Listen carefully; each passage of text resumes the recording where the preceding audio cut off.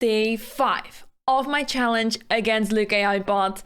My skin has left the chat. It is not really happy with me today, but it is what it is. We are continuing the challenge against Luk.AI. Let's see what rating Luk has today. I have no idea, but I'm not expecting a big jump. Let's see. Okay, so this is my homepage. Let's go to computer. Ooh, 1177. Not bad at all. Not bad. I'm curious if this will reflect a lot in the game today. I'm really curious. I will be playing the white pieces today. Let me adjust the board, by the way, real quick. We're ready now. So I'm playing with the white pieces today, and I guess good luck. Oh yeah, it's my turn. Great start, great start. Okay, Luk, come on. E6 is not that bad, okay? It's a great opening. Let's see. Let's play the Ruy Lopez. Let's see what Luk does against the Ruy Lopez. That seems pretty solid. Go short castle. Okay. Seems like Luk has been taught some theory. We take over the center, of course. And there we go with the strange moves. Rook b8. It's like there's a list of moves and Luk just chooses the strangest move that is not blundering a piece. I guess you can call it improvement, but I mean, I don't know. Actually, this knight is getting trapped. I just realized this knight doesn't have a single square other than a5, and after d5, knight a5, takes, b4.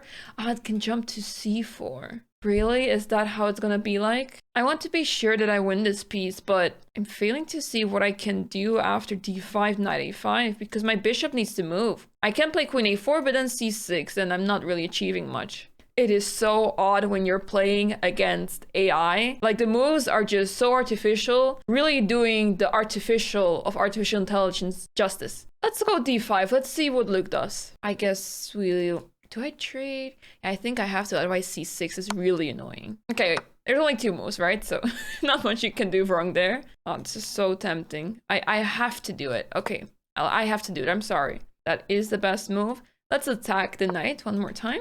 Okay, very well defended. Let's attack this pawn over here. Even if they play a6, I mean, takes, and I get the a file, right? So I like the thought of that. Okay, rook b6 is not doing anything really, but yeah, I'll have to take. Now I can win a free pawn. I think we'll just take that. I don't see any discovery attack, so I should be fine. So where is that knight exactly heading to? I guess you have to play it as your bishop and king needs to be developed, and the king needs to castle, I mean. So yeah, but the only problem is that there's a pawn hanging and there's a check. And I'm not sure which one is worse. I guess losing material is worse. The only issue is that after rook takes c7, there is knight a3. So I'm not winning material, not really. Yeah, makes me feel like I should go for the king instead. Because there's a rook b8, I'll win material like that. I want to give a check. Yeah, there we go. I have a feeling that king d7 was not played because knight g5, queen h3, and that may just be checkmate very soon. So I have a feeling that either Luk just didn't want to play the best move, which may have been king d7 or king e7. I'm not so sure about this. Or the moves were so bad that rook b8 is the best move. That is very possible. So we just take that and the queen takes c4 and we are a piece up. Okay, and now we're just gonna play this out. Very straightforward chess. Check. Make sure that the king won't castle next. Well, in the next 2 moves. Let's play e5 because I want to jump my knight to e5. Or maybe e6 was a bit more attacking, but queen c8 could still be played. Not a huge deal, I guess. Let's play knight d4. I'm trying to get my knight to c6. Okay. I can move my queen to a4, just safe and sound, and prepare knight c6. Okay, king c8 is a really odd way of defending this, but I guess there's not a lot you could do there. Let's go knight here. Of course, queen b7 or queen c7 defends the bishop. We have some time. Oh no, oh, Luk, you just can't help it. I swear, I've won Luk's queen every single game, and here we go again. Unbelievable. But this time, it took me much longer to win the queen, so that is quite a big improvement. Normally, I would play queen d7. I mean, everyone would play that since you can just win the piece, but I'm going for the checkmate, so yeah. This is undefendable. And there we go. another win. This time, I didn't really feel too challenged once again, but I do have to say, at the very start, I did have to think how to proceed. I mean, Rook B8 is just a very strange move that literally nobody in the world will play. Even if you have no clue about chess, you will play a move like H6 or move some of the pawns, you know, not a move like Rook B8 that doesn't do anything there. So yeah, it was a bit more difficult for me to play, of course. I mean, I was not winning on the spot. I'm curious what the evaluation is in this position. I should be better, but I don't really have a lot of development, and this knight can be pretty annoying. I think with perfect play, black should even be fine here. So I'm guessing that the eval in this position should more or less be around equal. So I think the problems really happened after this. So for the longest time, Luke was doing fine, surviving, and making really good moves, actually. Well, good moves, just decent moves. I mean, Rook B8 is still very odd, but the other moves were pretty decent. And yeah, it happened here that Luke was dropping some pawns here. Pawn A7 was dropped, and soon the knight on C4 also disappeared. Let's have a look at the game review real quick. Sheesh, 96.4. Wow. I didn't have a single inaccuracy, a single mistake, not a single miss, and not a single blunder. Wow. Maybe I am good at chess, maybe. Oh. Anyways, Luke didn't play so badly either. No misses, no blunders, just a few mistakes and one inaccuracy. And overall, pretty well played. But yeah, those small mistakes, as I mentioned, like Rook B8, just a really weird move. Apparently, it was almost +2. Okay. I think practically speaking, I'm not so sure. I mean, the game can still go anywhere. I think if I would be playing against a GM, I would still have a hard time trying to convert this to a winning position, because it's just very hard to deal with this position. I mean, okay, this knight is being chased down, queen d3 can be played, so b5 was played in the game. It's not that easy, basically. I think a GM would be able to survive this. Like, soon f5 will be played, g6, the bishop will get out. Of course, the bishop has an awkward spot, and the position altogether of black is pretty awkward, but I think you can still manage, and especially because the material is still even. So yeah, it really started to go wrong here, where Luke played Rook B6, and after takes, his whole position just collapsed, really.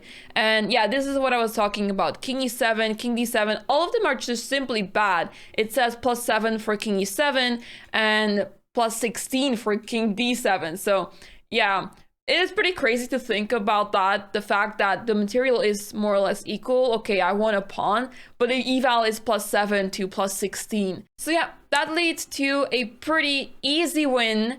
Once again, Luke at right now 1177. I'm really curious to see how it will be at the end of our 7-day challenge, because the rating is climbing and I'm seeing some differences now that Luke is playing a bit better. But I really hope that at the end of the challenge, my 7-day challenge, Luke will not give up the queen so easily. But this time there are some improvements to be seen. I definitely had to think about some of the moves at the start, but overall it's been pretty easy to get an advantage early on. So let's see what happens tomorrow, I guess. Day 6.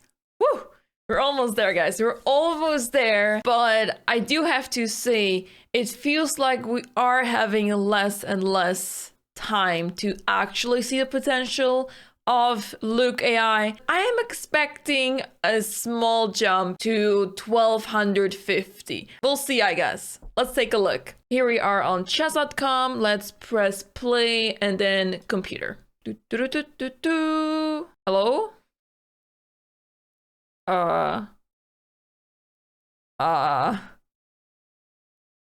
Nothing's visible. It's just blank. Oh, there we go. Whoa, 1290. Okay. That's still a decent jump. That's still pretty decent. I didn't expect it to be much higher than 1250, but so 1290 Luk.AI should not be that bad, right? Today we are playing with the black pieces again, so let's see. D4? No! Okay, so Luk.AI has started with E4 on the first move and later switched to B4 and now D4. Ugh. Look, this is not an opening to play. Imagine. Okay, the Queen's Gambit at least. I can live with that. Knight c3. Okay, so this is interesting. I can develop my bishop, but it's typically not so great because of queen b3, so I'll just play it safe with e6. Okay, e3, knight here. Just simple developing moves. Ooh, Luke has been playing really well. Oh, that is not a move that is typically played here. I think I'll just retreat to c7. Typically you want to wait with that move. It's too early, and it allows me to play moves like e5. Luk.AI constantly plays a rook move that is very, very odd. Remember in a previous game where Luke played rook b8 out of nowhere, which was a mistake? Here we go again. e5. Let's destroy this pawn chain. Oh no, Luke, no! No, every player in chess would capture the pawn on e5. Every single chess player would take here. Guess we're winning a piece on move 10, 9, 10. Let's go here. Not even capturing with the queen, by the way. We're gonna see another rook to g1. At least that would make a little bit more sense as you're attacking on g7. Let's see what we can do here is a5. Let's do that. Let's see what Luke does to that. Completely ignores it, sure. Let's move the bishop to a5. I'm just trying to simplify it a little bit. Play b6 so I can jump the knight to c4. Take here. Okay, I'll just take here. I didn't expect short castle at all. Like, why would you go there when your king is completely exposed? The only thing is that I cannot go there easily. This pawn is blocking my knight. If I play knight h5, my queen cannot go to g5. I could go to h4, but it feels so slow. But it's probably just me. I can still go for knight b6 to c4, but because of the short castle, I'm more interested in simply checkmating my opponent. So let's go knight h5. No idea what the idea is behind a4, but sure, let's go here. Okay, that's a decent defensive move that stops me from playing knight f4. But I do have this move, threatening checkmate. Oh, this. Okay, but now I do have the opportunity to take or play knight f4. Let's see. Takes. I don't see a checkmate just yet. So why not just play knight f4, queen h3, right? Good excuse to play knight f4. What if we literally don't care about a rook hanging here? What if we just play queen here? They have to take. Yeah, there we go. Okay, this feels like... You know how I said in all the games I've been winning Luke's queen every single time? This time I would say that Luke had to give up the queen and didn't necessarily lose the queen. Like, otherwise it was checkmate. But it didn't feel like they lost the queen in any other way. So I do have to give credit to Luke here. That is a big improvement. However, I do not understand why Luke didn't take my rook here. I don't quite understand that. So, yeah, I guess I'll just move my rook. How do I quickly checkmate here? I guess we just move the knight. I try to involve my pieces somehow here with bishop g4, even though that's blundering a piece, right? But I want to put my knight on g4. And now what? Yeah, now it's checkmate in 2. GG. Yeah, that was a nice game. It was a nice game. I felt a bit more challenged as in Luke. Okay, actually, no. I almost forgot about the fact that Luke completely gave it away here. After b4, I could play e4. So yeah, I'm not so sure if I was challenged today, but I did feel some improvement. It was definitely not so easy to win the game and checkmate Luke, but on the other hand, it was still pretty easy.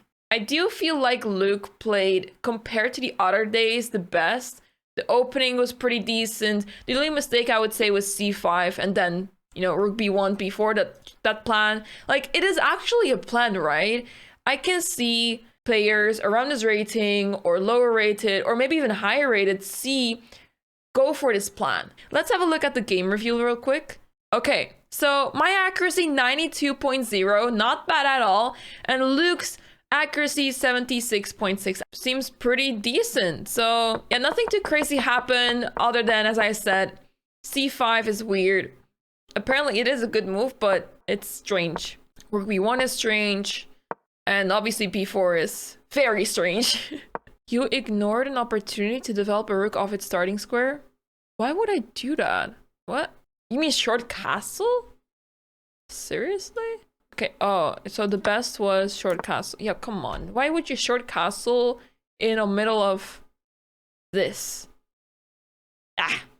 Okay, that's a bit silly. Yeah, other than that, nothing too much to be said about this game. I'm feeling that Luk is improving, but yeah, I'm still destroying Luk pretty much. It's not very, very easy to defeat Luk.AI, but I'm curious if on the last day we will see. Yeah, we're not gonna see 1500 Luk, aren't we? I don't think we will see Luk on 1500, so yeah, we'll have to see on the last day what Luk will do. Maybe I'll think of doing something completely different, like, I don't know, the Bomb Cloud. I'll think about it, so maybe we can have a really interesting game. Imagine if Luk does the Bomb Cloud back to me. That would be really funny. Anyways, this was day 6. It is quite interesting to see the growth of Luk, but so far, I'm not very impressed. I'm sorry. I have to say it. I have to say it. Anyways, see you tomorrow.